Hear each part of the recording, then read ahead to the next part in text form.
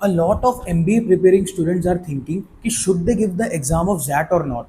So today जो भी बच्चे कैट की एग्जाम दे रहे हैं उनको मैं ये भी बताऊंगा कि जैट का एग्जाम आपको देना चाहिए या आपको कैसे अपनी तैयारी अलाइन करनी चाहिए। Basically it is a difference या एक कंपेयरिंग वीडियो है कैट की और जैट की। देखो सबसे पहले तो मैं कॉलेजेस की बात करता हूँ जो कैट के अंदर लाया करते हैं। तो आपको पता है 22 IIMs आपके आते ही आते हैं। उसके साथ साथ there are IITs as well, there is SP Jain हो गया आपका, फिर आपका MDI गुरुग्राम हो गया, मतलब there are plenty of schools. ठीक है, इसीलिए जनरली जो सबका टारगेट एक एग्जाम होता है MBA के लिए वो कैट ही होता है। बट अब जैट में आपको ये कि आपका एक्सेलराई, बेसिकली एक्सेलराई ने ही अपना एग्जाम कंडक्ट करा है जैट के नाम से। तो जैट बेसिकली क्या करता है, एक्सेलराई तो आता ही, उसके अंदर फिर आपका IMT गाजियाबाद, एग्जाम भुवनेश्वर, आपका GIM तापनी, ये सब कॉलेजेस भी लाया करते हैं, 4 वगैरह भी। तो अब आपको ये चीज़ समझनी पड़ेगी कि क्या ये एग्ज़ाम कितना ज़्यादा इंपॉर्टेंट है या कैसे आपको क्या क्या चीज़ें करनी चाहिए, इसमें आपको डिफिकल्टी कैसे फेस करने को मिल सकती है, वो सब चीज़ें हम थोड़ा सा डीप डाउन डाइव इसकी बात करते हैं। ठीक है, अब बात आप ये समझो कि कैट में कि देर आर 3 सेक्शंस। ठीक है ना, QA VN LR। और जैट में भी आपको 3 ही सेक्शन मिलते हैं। ठीक है, एक तो डिसीजन मेकिंग होता है, वो काफी हद तक मतलब ये है कि आपको HR रिलेटेड प्रॉब्लम्स मिलेंगे कि मतलब प्रॉब्लम और एनालिटिकल थिंकिंग के बेस पे क्वेश्चन आते हैं। उसके हम लोग कुछ वीडियो लेक्चर्स बाद में भी पोस्ट करेंगे। So it is not that much difficult. आपको एक ऑप्टिमिस्टिक यार एक प्रोफेशनल अप्रोच पता होनी चाहिए if you are working as an like corporate employ, कि आपको कैसी सिचुएशन में किस तरह से डील करना है। ठीक है, अब एक ये वाला सेक्शन होता है, फिर आपका एक वर्बल एबिलिटी तो आती ही आती है। तीसरा सेक्शन जो आपका होता है दैट इज QA, उसके साथ साथ DI मिक्स होती है।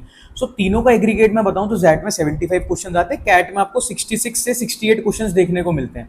कैट में जो पर क्वेश्चन होता है 3 मार्क का होता है, जैट में पर क्वेश्चन 1 मार्क का होता है। नेगेटिव मार्किंग कैट में जो आपकी रहेगी दैट इज -1, और आपकी जो जैट में रहेगी दैट इज -0.25। अब सिंपल सा क्वेश्चन ये कि जैट में तो there are these much limited colleges, तो क्या ये एग्जाम आपको देना चाहिए कि नहीं देना चाहिए। और इसमें जनरली ये माना जाता है कि जैट इज थोड़ा सा डिफिकल्ट टू कैट। देखो 2024 का अगर मैं पेपर एनालिसिस बताऊं तो कैट से जैट थोड़ा डिफिकल्ट था। But the point is that कि जैट में अगर आपको लगता है कि आपकी रीडिंग स्किल्स बहुत अच्छी, मतलब आपकी RC पे, आपकी वर्बल एबिलिटी पे बहुत अच्छी कमांड है, तो there are very high chances of scoring good. क्योंकि जनरली जो उसका मैथ्स का कट ऑफ रहता है थोड़ा स्लाइटली लोअर पॉइंट पे ही रहता है। सेक्शनल कट ऑफ की मैं बात कर रहा हूँ।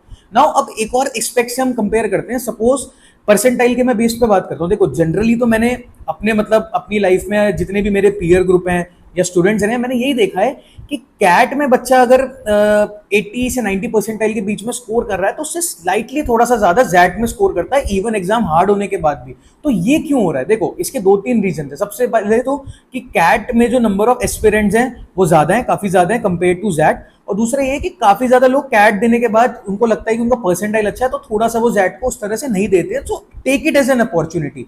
अब इस चीज को थोड़ा सा मैं परसेंटाइल फैक्टर पे ब्रेक डाउन करके बताता हूँ। Suppose if you get 95 percentile in you are a general engineer mail, आपको कैप्स के अलावा कोई IIM कॉल नहीं करेगा। ठीक है, you can not expect to be getting a call from any black की, मतलब बहुत रेयर है। ठीक है, अब यही मैं बात करूं आपकी जैट की, तो जैट में आपका एक्सेलराई कॉलेज है, one of the oldest B schools in the India, जो आपको ABC, मतलब ABC को मैं स्लाइटली थोड़ा ऊपर रखूंगा, उसके बाद you can put accelerate any day. ठीक है, आपको यहाँ पे अपॉर्चुनिटी मिल जाती है अगर आपके सेक्शनल क्लियर है तो 95 से अगर आपको परसेंटाइल या 95 भी है, थोड़ा ज्यादा भी है, तो देर आर हाई चांसेस कि आपको PI कॉल आए और आपको वहां पे वैट भी लिखने का चांस मिलेगा। बट यहाँ पे कैट में मैंने आपको ये चीज बता दी, तो एक ये चीज का थोड़ा सा आप डिफरेंस देख सकते हो। ठीक है, ये one of the most important factors में आप ये चीज काउंट कर सकते हो। और इसके साथ साथ मैं आपको ये और चीज बताना चाहूंगा कि देखो फीस तो ऑलमोस्ट सेम ही है कैट और जैट में। दूसरा देखो, जैट जो अपने एक SC ST और OBC कोटा होता है वहां पे रहता है, लेकिन वो पर्टिकुलरली बताता नहीं एक्सेलराई में किस तरह से कैसे कैसे बेसिस पे, परसेंटाइल के बेसिस पे एडमिशन हुआ है। बट कैट में आपको ये चीज पता होती है। तो देखो मेरा तो यही इंक्लिनेशन रहेगा कि जो कैट का पेपर है उसमें अगर आप LR for example if you feel कि आपको LR में बहुत ज्यादा दिक्कत आ रही है कैट की, तो आप एक ये वाले सेक्शन से बच जाते हो जैट के एग्जाम में। गेटिंग माय पॉइंट, क्योंकि कैट का LR काफी लोगों को ट्रिकी लगता है, तो वो जैट में LR है ही नहीं। अगर आपका वर्बल बहुत ज्यादा स्ट्रांग है तो डिसीजन मेकिंग भी आप काफी हद तक बूस्ट अप कर सकते हो। और अगर आपका कॉन्स ठीक ठाक है तो there are high chances of getting a good percentile in the XAT exam. And I have told you also कि 95 से ऊपर देर आर हाई चांसेस। बहुत सारे लोग हैं भी कि 96 97 परसेंटाइल पे एक्सेलराई जमशेदपुर में एडमिशन लेके बैठे हुए हैं। सो ऐसी कोई बहुत दिक्कत वाली बात नहीं है, syllabus is too much incline. ठीक है, आप अपनी वर्बल एबिलिटी और क्वांट्स की रेगुलर प्रैक्टिस करोगे, थोड़ा सा आपको डिसीजन मेकिंग के लिए ध्यान देना पड़ेगा, तो जैट का एग्जाम काफी ज्यादा डुएबल बन जाता है आपके लिए, अगर आपने कैट की अच्छे से तैयारी कर रखी है। If you like this video please subscribe to our channel. Thanks for watching.